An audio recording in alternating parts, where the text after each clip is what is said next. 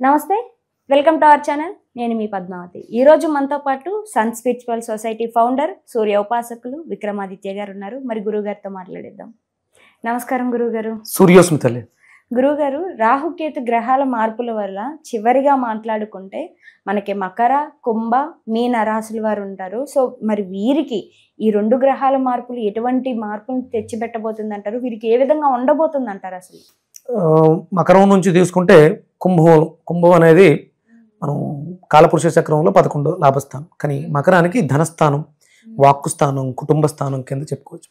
అంటే ఆటోమేటిక్గా ధనస్థానంలోకి రాహు వస్తే ధనాన్ని అభివృద్ధి చేస్తాడు, కుటుంబాన్ని అభివృద్ధి చేస్తాడు. వాక్కుని అంటే మీరు మాట్లాడుతుంటే మెస్మరైజింగ్గా ఉంటుంది, చాలా అద్భుతంగా ఉంటుంది అనమాట. చాలా అద్భుతంగా ఉంటుంది. మీ మాట మాట్లాడుతుంటే మాయ ఏంటి, ఏ మంత్రం వేసావు అన్నట్టు ఉంటుంది. రాహు మెస్మరైజింగ్, మెలిఫిక్ ప్లానెట్, చాలా అద్భుతమైనటువంటి అంటే శ్రీకృష్ణ పరమాత్మ అనుకోవచ్చు. అంత అద్భుతంగా తను మాట్లాడే మాటలకి సమ్మోహితులైపోతుంటారు. అంటే కుంభంలోకి ఎప్పుడైతే అంటే మకర రాశి నుంచి కుంభంలోకి రాహు రావడంతో ద్వితీయ స్థానం అయింది. అంటే ఇది మనం గోచారంలో మాట్లాడుకుంటున్నాం, ఇదేం శాశ్వతం కాదు. సుమారు మనకి 18 నెలల పాటు అంటే సంవత్సరంన్నర ఈ గ్రహాలు ఉంటాయి. ఈ ప్రభావం మనకి 1.5 year ఉంటుంది. ఈ 1.5 year కూడా మీరు చేస్తున్న పని.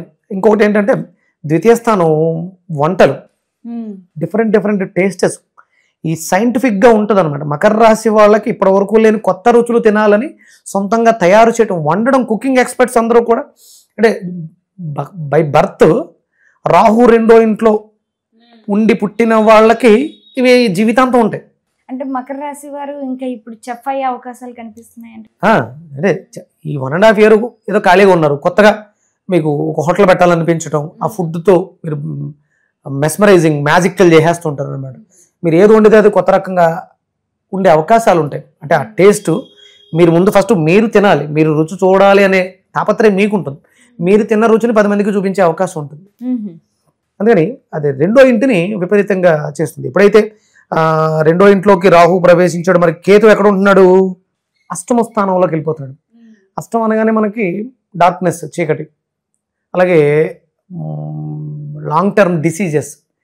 అంటే అక్కడ ఎప్పుడైతే కేతు వచ్చాడో దాని మీద దృష్టిని పెట్టిస్తాడు, డిటాచ్మెంట్ ఇస్తాడు, దాని నుంచి మీకు పరిష్కారం లభించడానికి అవకాశం ఏర్పడుతూ ఉంటుంది.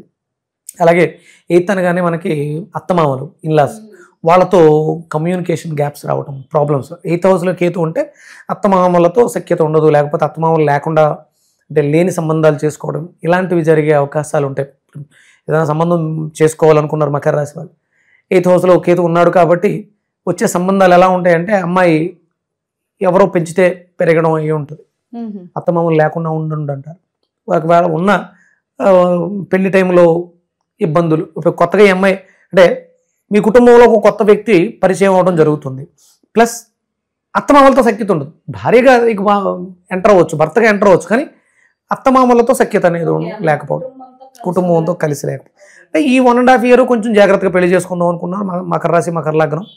ఆ ఇన్లాస్ని గమనించటం, వాళ్ళతో సఖ్యత అనేది దృష్టి పెట్టడం అనేది చేసుకుంటే ఈ ఇబ్బంది అంటే ఈ గ్రహస్థితి శాశ్వతం కాదు, స్టాండర్డ్ కాదు.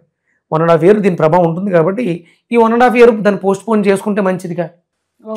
ఇప్పుడు మీరు ఆర్థికంగా బలపడడానికి అవకాశం, బ్యాంక్ బ్యాలెన్స్ పెరిగిపోతుంది విపరీతంగా. ఈ 1.5 year ఆగి పెళ్లి చేసుకోవడం వల్ల ఈ వచ్చేటువంటి ఇబ్బందులు అత్తమామలతో, ఎందుకంటే భార్యతో భర్తతో జీవితాంతం గడపాలి. ఇప్పుడు స్టార్టింగ్లో వచ్చినటువంటి problems first impression is best impression అంట. మరి వచ్చే ఇబ్బంది ఉందిగా, అందుకని కొంచెం జాగ్రత్తగా ఉండి ఒక 1.5 year పోస్ట్ పోన్ చేసుకుంటే వివాహం జరగకుండా. ఇప్పుడు ఈ విషయం ఎంగేజ్మెంట్ అయింది, పెళ్లి చెయ్యాలి అని అనుకున్నాం, ఇప్పుడు వద్దు ఒక సంవత్సరంన్నర ఆగుదాం అనగానే అట్లకి మీ మీద బ్యాడ్ ఇంప్రెషన్ వస్తుంది. ఇదేదో ప్లాన్ చేస్తున్నాడు, ఇదేదో తప్పు జరుగుతుందనే నెగిటివ్ ఆస్పెక్ట్ పడిపోతుంది. సరే పడిపోయినా పర్వాలేదు, ఇది ఒక 1.5 year తర్వాత పోతుంది. మీరు ఎందుకు చెప్పారు ఈ విషయం అనే విషయం తర్వాత అర్థమవుతుంది వాళ్ళకి. అది నిజం కాదు కదా, మీరు లైఫ్ లాంగ్ ట్రావెల్ చేయాలనుకుంటున్న వ్యక్తితో ఉండేటువంటి ఇబ్బంది కాబట్టి వద్దు అంటున్నారు. అంటే 1.5 year ఆగడం అంటే అంత ఈజీ కాదు. కాకపోతే ఒకవేళ అవకాశం ఉంది చేసేసుకోవటం, ప్రాబ్లమ్స్ వస్తున్నప్పుడు దాన్ని గుర్తించి గమనించి ఎక్స్ప్లెయిన్ చేయడానికి ప్రయత్నం చేయటం, లేకపోతే సైలెంట్గా ఉండడం. ఏదో మాట వచ్చింది సమాధానం చెప్పకుండా తల ఉంచుకుంటే నష్టం వచ్చింది ఏమీ లేదు. రేపు 1.5 year తర్వాత ఆ మచ్చ తొలగిపోయే అవకాశం ఉంటుంది. తొందరపడి ఏదైనా మాట్లాడేస్తే గొడవ పడిపోతే అది జీవితాంతం మోయాల్సిన అవసరం ఏర్పడుతుంది. మకర రాశి మకర లగ్నంలో ఉన్న వాళ్ళకి రాహు కుంభంలో ప్రవేశించడం వల్ల వచ్చేటువంటి, ఇక మనం కుంభరాశి గురించి అంటే లగ్నంలోకే శరీరం మీదకే రాహు వస్తున్నాడు. కుంభరాశిలోకి కుంభ యుగంలోకి రాహు ప్రవేశిస్తున్నాడు. లగ్నంలోకి కుంభరాశి కుంభ లగ్నం వాళ్ళకి ఇది చాలా విశేషమైనటువంటి, అంటే మిమ్మల్ని మీరు గమనించుకోవటం, మీకు విపరీతమైనటువంటి ఫేమ్ రావటం. అది ఎలా అంటే వశిష్ఠ డైరెక్టర్ వశిష్ఠ తనది కుంభరాశి, ఇప్పుడు విశ్వంబర సినిమా జరుగుతుంది. అంటే ఒరిజినల్గా అయితే ఇది ఇంతకు ముందే రిలీజ్ అయిపోయింది, అనుకోకుండా పోస్ట్ పోన్ అయింది. ఇప్పుడు ఈ సినిమా రిలీజ్ అవ్వడం వల్ల ఏమవుతుంది, డైరెక్టర్ తన చేసి అంటే ఏం చేశాడో తెలియదు, నెగిటివ్ ట్రోల్స్ ఏవో జరుగుతున్నాయి. ట్రేజర్ రిలీజ్ అయింది, ఎవరో కొనలేదు, ఏవో మాట్లాడుతున్నారు. కానీ ఆ డైరెక్టర్ చేసినటువంటి మెస్మరైజేషన్ ఏదో వేస్తాడుగా మాయ. ఇప్పుడు రాహు వచ్చేస్తాడు, వాడు వచ్చేసాడు, సినిమా జూన్ జూలైలో ఎప్పుడో రిలీజ్ అవుతుంది. ఆ డైరెక్టర్ యొక్క ప్రతిభ విపరీతంగా ఎలివేట్ అవుతుంది. వ్యక్తిగత జాతకంలో గ్రహస్థితి బాగున్నప్పుడు, అంటే సహజంగా తన జాతకం బాగుంది, చాలా బాగుంది. బింబిసార ఫస్ట్ సినిమా అద్భుతమైనటువంటి విజయాన్ని సొంతం చేసుకున్నాడు. ఆ క్వాలిటీస్ అంటే నాకు తన బాగా చాలా క్లోజు. తన జాతకాన్ని చూడటం, తనతో చేయించాల్సిన కార్యక్రమాలు చేయించడం అవి చేశాను. బింబిసార అద్భుతమైన విజయాన్ని సాధించింది. విశ్వంబర కూడా డైరెక్టర్ యొక్క మెస్మరైజ్. అక్కడ ఉన్నది చిరంజీవి గారు. చిరంజీవి గారి మీద రాహు యొక్క ప్రభావం అధికంగా ఉంటుంది.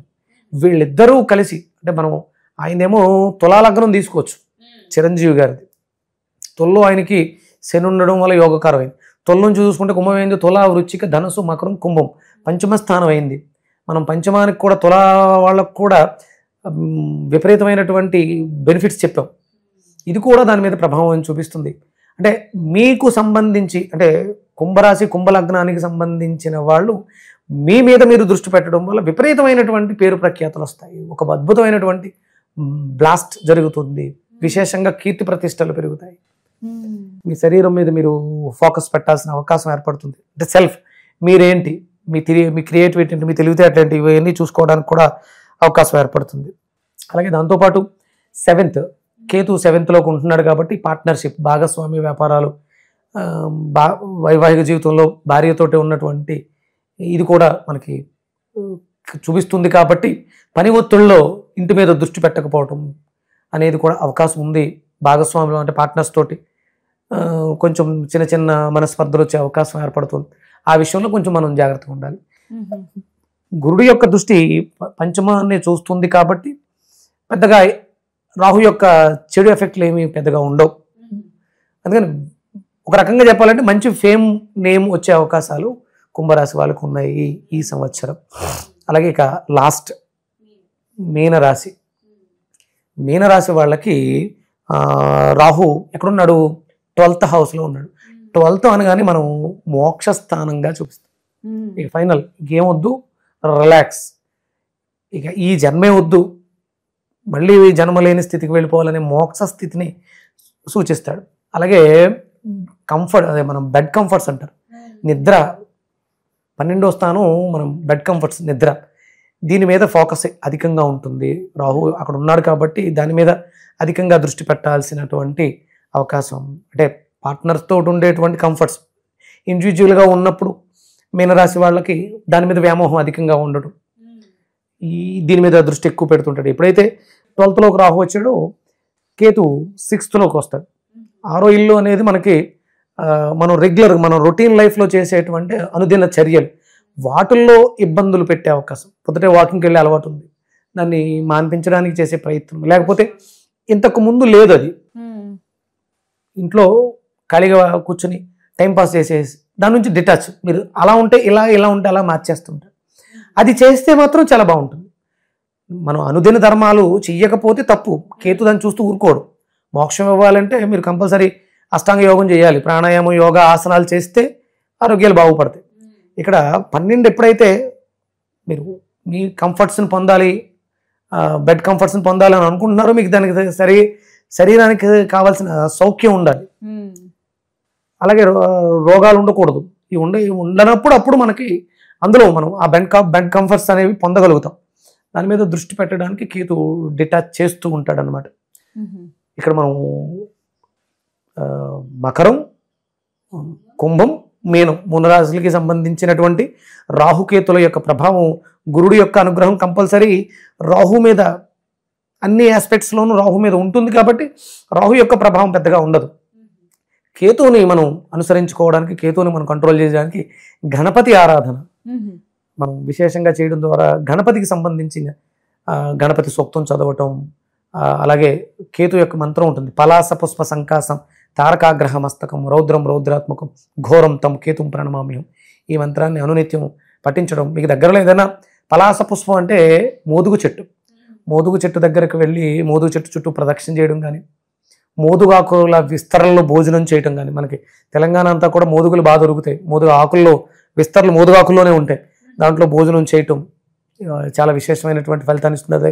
గణపతి హోమం, గణపతి దగ్గర గుంజిళ్ళు తీయటం కేతువుని కంట్రోల్ చేయడానికి అవకాశం ఉంటుంది.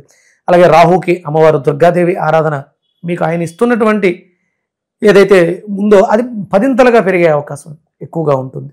వ్యామోహం, బెడ్ కంఫర్ట్స్ మీద వ్యామోహాన్ని పెంచేస్తాడు. దాన్ని మనం అది పర్ఫెక్ట్గా ఉండాలి, క్వాలిటీ ఆఫ్ బెడ్ కంఫర్ట్స్ ఉండాలి. ఎక్కడ పడితే అక్కడ ఎప్పుడు పడితే అన్నట్టు కాకుండా దాంట్లో క్వాలిటీ ఉండాలి. కాబట్టి అమ్మవారి ఆరాధన, భక్తి మిమ్మల్ని మరింత ఉన్నత స్థితికి తీసుకెళ్ళడానికి అవకాశం ఏర్పడుతుంది. అలాగే రాహుకు సంబంధించినటువంటి మంత్రం అర్ధకాయం మహావీరం చంద్రాదిత్య విమర్దనం సింహికా గర్భ సంభూతం తమ రాహుం ప్రణమామ్యం.